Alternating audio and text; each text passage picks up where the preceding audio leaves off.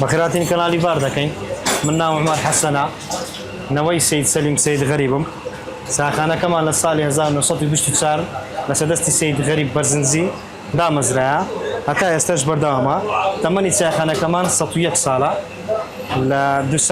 ميجود رزبوني لصالح 1924 لسدستي سيد غريب برزنزي باشان لبو كوراكي سيد سليم برزنزي يستج سيد موفق برزنزي خاون دايتي دكار شكلني ساخانه كمان لناو قيسري بازاري قيسري بوا باشان هاتو تايرو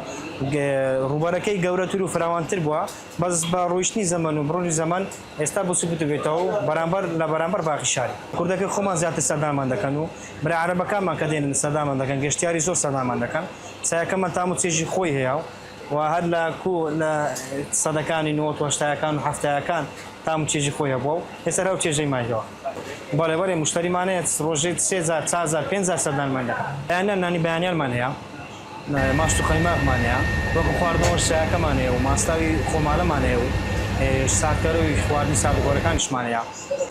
یەکەم کەس بووە شاشەی تەلەڤیزیۆنی هێناوەتە چایخانە و لە بازار دایناوە بۆ مشتریەکان و بینەری تەلەڤیزیۆنەکەی بن و تەلەڤیزیۆنەکەش شاشەکەش ئێستەجماوە لە مۆزەخانەی شاری هەولێر دانراوە وەکو ڕەمزێک تا ئێستا پارێزراوە وەکو کەسایەتەکان شاعیرەکان زۆر نووسەرەکان دێنێرە کەسایەتی ناو حکوومەتیش دێنێرە بە تایبەتی وەزیری ئەوقاف جەنابی پشتوان سادق بە تایبەتی خاص بۆ قاوەکەی مەدێت تێرە زۆر ڕۆژانی هەینی زیاتر ئەو ڕۆژانێک کە پشووا دێ سەردانیمان دەکا و قاوە تایبەتەکەی لایمە دەخوا ئەو باپیرە گەورەمان سید سەلیم سید غەریب بەرزنجیە ئەوش برایەکەیتی سید جەلالە ئەو برایەکەی دیتی سید عەبدولقادرە خوا خۆیان خۆش بێ ئەوەش سید سەلیم و کوڕەکانیتی هو سيد عيسى وسيد موفق وشان سيد مويدا.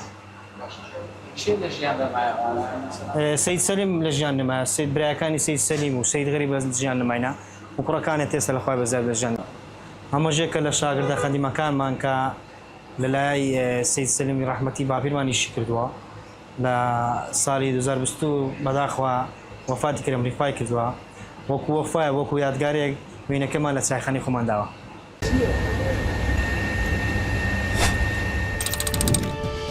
قسەی کۆتایی ڤار دەیکات.